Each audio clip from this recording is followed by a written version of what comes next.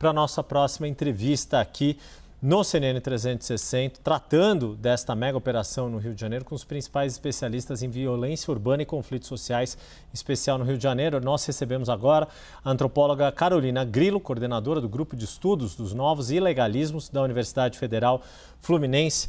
Carolina, muito boa tarde. Obrigado mais uma vez pela sua disponibilidade de falar com o público da CNN. Eu queria perguntar justamente sobre essa questão, esse ponto que a Jussara nos trouxe, do quanto a sigla GLO acabou se tornando conhecida principalmente no Rio de Janeiro por outras situações em que foi decretada a garantia da lei e da ordem e com isso se ter Forças Armadas atuando na segurança pública. O quanto na avaliação, nos estudos que vocês coordenam e no histórico que nós temos, isso de fato pode fazer a diferença ou não? Ou se tornou uma espécie aí de bode expiatório para os problemas de segurança pública que o Rio de Janeiro enfrenta há tanto tempo? Boa tarde, Yuri. Agradeço também o convite para estar aqui. Somos, enfim, a GLO não é uma solução para a situação da violência armada aqui no Rio de Janeiro. Convocar uma GLO, decretar uma garantia de lei e ordem, empregar forças armadas no combate à criminalidade comum, violenta, é uma atitude irresponsável, inclusive as experiências anteriores de decreto de GLO, de intervenção federal na segurança pública do Rio de Janeiro, com agentes das Forças Armadas atuando em funções de segurança pública, mostraram-se sempre atuações desastrosas, porque essas Forças Armadas elas são treinadas para lidar com cenários de guerra e não com cenários de violência armada, ou seja, para conflitos armados de tipo guerra, em que você trabalha com territórios hostis. Isso, decretar uma GLO é tratar o território das favelas como um território hostil e colocar populações inteiras sob um domínio arbitrário, sob uma atuação arbitrária das Forças Armadas, que não têm um preparo para atuar com violência, como forças de segurança pública. Ou seja, não há necessidade de decreto de uma GLO, há sim necessidade de uma reformulação das políticas de segurança pública para que as forças policiais estaduais atuem de forma inteligente na repressão ao crime organizado e não mais em uma atuação centrada sempre em operações de incursão armadas em favelas, que se mostram ineficientes. Há décadas é o que se faz aqui no Rio de Janeiro.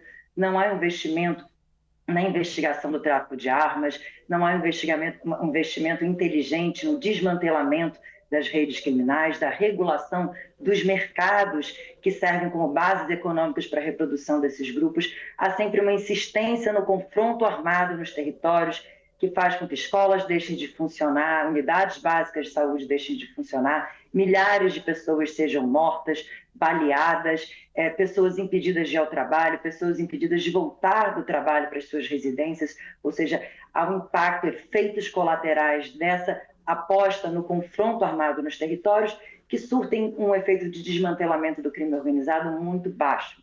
Essa operação de hoje, por exemplo, apesar do número elevado de pessoas presas, ela não terá um efeito de desmantelamento do Comando Vermelho, que vai continuar expandindo o seu controle territorial armado, como vem fazendo ao longo das últimas décadas, em que essa é a aposta do governo do Estado, sempre uma aposta no confronto armado e não numa atuação inteligente, como, por exemplo, a atuação da Polícia Federal nessa última investigação, que chegou, por exemplo, nos núcleos econômicos, financeiros, na Faria Lima, sem disparar nenhum disparo de tiro, conseguiu ter um efeito de desmantelamento no PCC muito mais efetivo, porque, de fato, conseguiu atacar as suas bases econômicas. Carolina, você mencionou um ponto, das várias forças que atuam, como, por exemplo, Polícia Federal e a Operação Carbono Oculto, que deu muita repercussão e até hoje estamos vendo os impactos. Ontem, por exemplo, a Federação Brasileira dos Bancos anunciou uma série de medidas de autorregulação dos bancos para combater também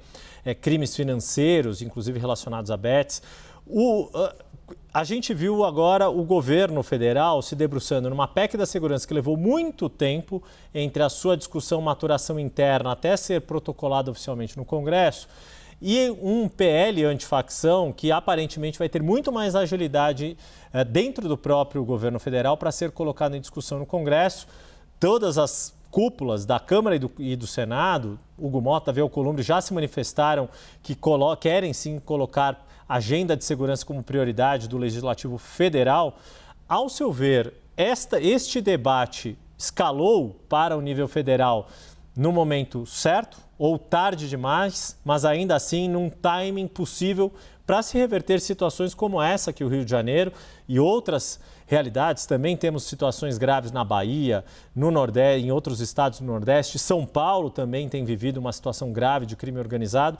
O quanto este debate no nível federal, por todos os poderes envolvidos, ao seu ver, tem alguma perspectiva de ser promissor ou podemos estar aí já num ponto de não retorno? Bem, as propostas que se dão no âmbito legislativo, elas têm uma possibilidade de intervenção no cenário atual muito limitada, porque muitas vezes se propõe o quê? Aumento de pena para um determinado crime. Não é o caso da PEC da Segurança Pública, que havia, de fato, uma perspectiva de legalizar, de colocar dentro do marco constitucional algumas práticas que já eram realizadas com a participação da Polícia Federal, da Polícia Rodoviária Federal em uma série de operações. Enfim, havia uma necessidade de legislar e constitucionalizar algumas práticas que já eram adotadas no campo da segurança pública. Mas esses últimos pacotes legislativos voltados à repressão ao crime organizado, eles estão sempre insistindo numa ideia de aumento de pena, como se isso fosse ter um efeito dissuasivo. Na verdade, as pessoas que estão envolvidas com crime organizado, elas não estão preocupadas com o tamanho da pena, as penas já são muito longas, a experiência prisional já é uma experiência terrível no Brasil e a atuação da polícia é extremamente letal. Há uma necessidade não de trabalhar, de partir da ideia de que a gente está lidando com atores racionais que vão deixar de praticar crimes porque a pena é muito longa, não. Há uma necessidade de que existam investigações muito potentes e nesse campo a Polícia Federal tem feito um trabalho muito importante. Acho que a principal contribuição do governo federal tem sido por meio da atuação da Polícia Federal, do Ministério Público Federal, no sentido de investigar